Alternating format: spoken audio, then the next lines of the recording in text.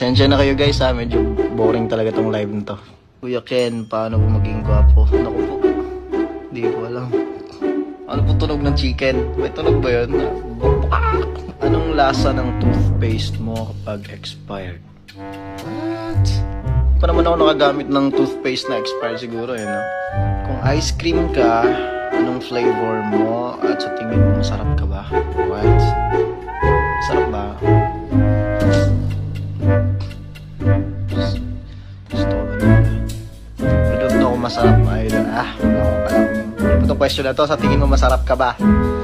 Di ko alam. Bakit hindi ka kumakain ng manghang? Ano kasi siya eh? Manghang. Si manghang. Hindi ako mahilig sa manghang. Smart or talented? Ano? What? Ano?